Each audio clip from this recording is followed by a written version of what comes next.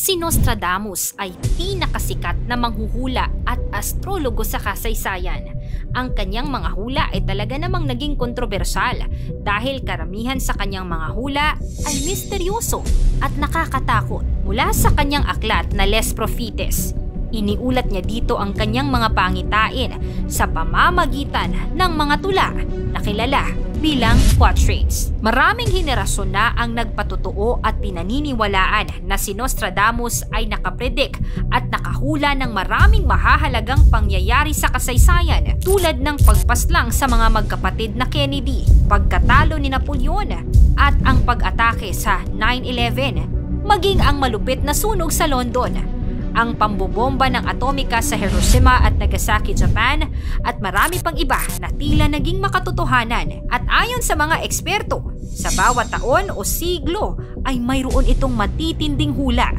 Kaya naman sa videong ito ay aalamin natin ang 10 na nakakatakot na prediksyon ni Nostradamus sa taong 2024.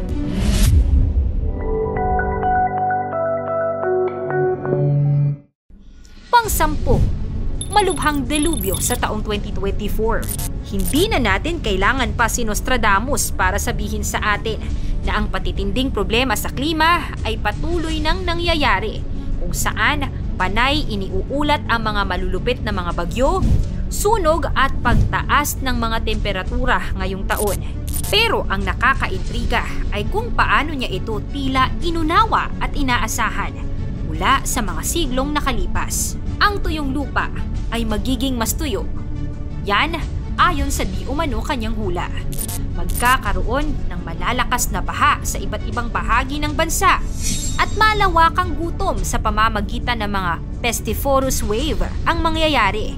Magkakaroon din umano ng tsunami na makakaapekto sa agrikultura. Pagkakaroon ng sakit at kagutuman. Kung totoo ang mga pangitain, maaaring mas makakaranas tayo ng matitinding kalamidad sa taong 2024. Pang-9, matinding hidwaan sa China sa 2024. Maraming mga mamamahayag, ekonomista at mga dalubhasa sa geopolitics na nakapagsulat tungkol sa pag-usbong ng China sa pandaigdigang kapangyarihan at paano nito nabago ang balanse ng kapangyarihan sa mundo. Marami ang nagsasabing ang alitan sa pagitan ng Estados Unidos at China ay nagiging katumbas na ng isang makabagong Cold War. Gaya ng mga panahon ng Soviet Union, ang isang Cold War na kasama ang China ay magdadala ng masamang implikasyon ng mainit na digmaan. Magkakaroon di umano ng posibilidad na isang sagupaan sa pagitan ng hukbong pandagat ng China at mga miyembro ng NATO na maaaring magdulot ng isang diplomasyang insident. Sa pagyayabang ng China sa pagkakaroon ng pinakamalaking hukbong pandagat sa buong mundo, ay posibleng maghatid ng isang matinding digmaan. Pang-8, ang bagong Santo Papa sa Roma. Si Pope Francis ng Katoliko ay kasalukuyang nasa edad 80 mahigit na nakakaranas na ng problema sa kalusugan. Ito ay maaaring magresulta sa pagbabago ng pamamahala ng simbahang Katoliko. Ayon kay Nostradamus, ang isang bagong Santo Papa di umano ay mas bata kaya mas magiging mahaba ang panunungkulan nito, pero magpapahina at maghahatid ng mga iskandalo sa simbahang Katoliko. Pang-7, pagsalakay ng AI sa 2024.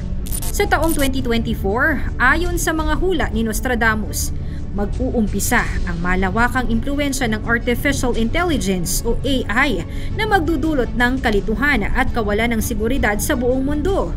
Ang mga makina ay magiging kaaway ng tao at magdudulot ng hindi inaasahang mga epekto. Ang mga robot ay maghahanap ng kanilang kalayaan, isusulong ang kanilang karapatan at tatalikuran ang supremasiya ng tao. Ang pag-aalsang ito ay magdudulot ng malalimang pagbabago sa lahat ng aspeto ng lipunan, mula sa industriya at ekonomiya hanggang sa pamahalaan at pang-araw-araw na buhay. Ang mundo ay magkakaroon ng alitan para sa kontrol, kung saan ang mga tao ay makikipaglaban upang muling magkaroon ng kapangyarihan sa kanilang mga nilikha. Sa kalagitnaan ng kaguluhan, magkakaroon ng mga tanong tungkol sa moralidad o moral values sa pag-expand ng AI at ang mga posibleng epekto nito sa paggamit ng teknolohiya. Pang-6, ang sleep pandemic ng 2024. Sa Year of the Dragon sa 2024, Isang misteryosong virus ang kakalat sa buong mundo na magdudulot ng epidemya na magreresulta ng malawakang pagkatulog ng lahat. Ang sangkatauhan ay magiging bahagi ng isang realidad kung saan ang pagtulog ay magiging isang pangkaraniwang kondisyon na magdudulot ng kaguluhan at alitan sa lipunan.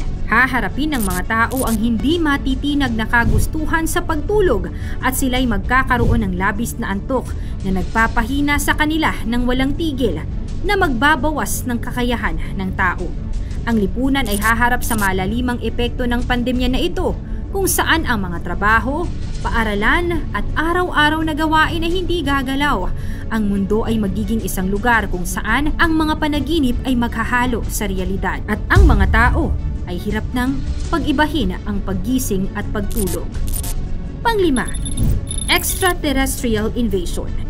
Si Nostradamus ay nagtala na sa 2024, ang mundo ay haharap sa isang malupit na pangyayari habang isang mas advanced na lahi ng mga alien ay dadalaw sa ating planeta. Ang sangkatauhan ay haharap sa isang panganib mula sa mga alien na magbabanta sa atin.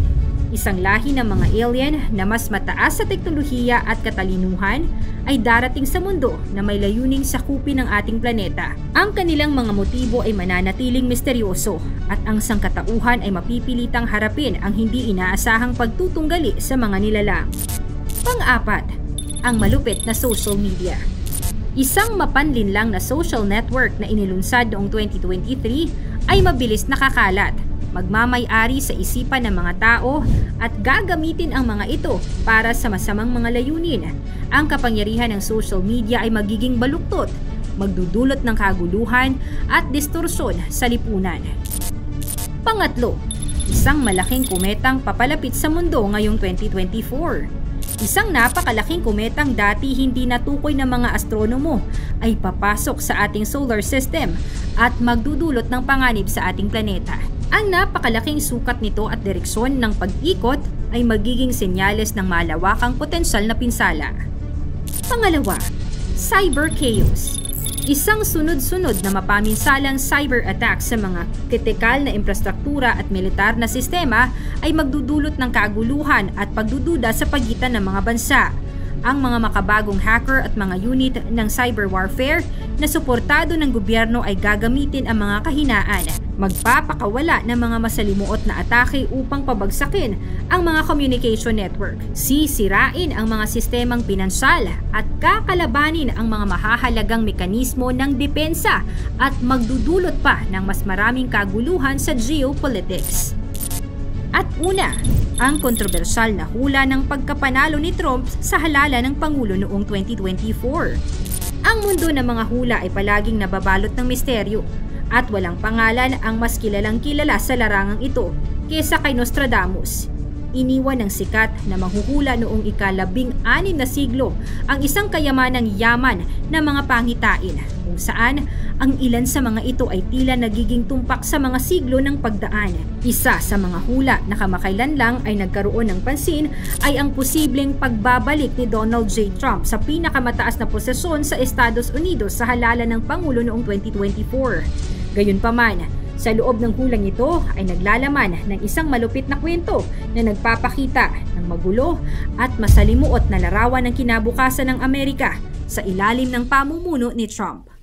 Ang mga hula ni Nostradamus para sa taong 2024 ay naglalaman ng mga misteryosong pahiwatig tungkol sa hinaharap. Bagamat ang mga pahayag ay kreptiko at hindi malinaw, maaaring magbigay ito ng babala at pagiging handa. Mangyari man o hindi ang mga hula ni Nostradamus, isa lang ang dapat nating paniwalaan at sampalatayanin. Ito ang nag-iisa nating kataas-taasang Diyos.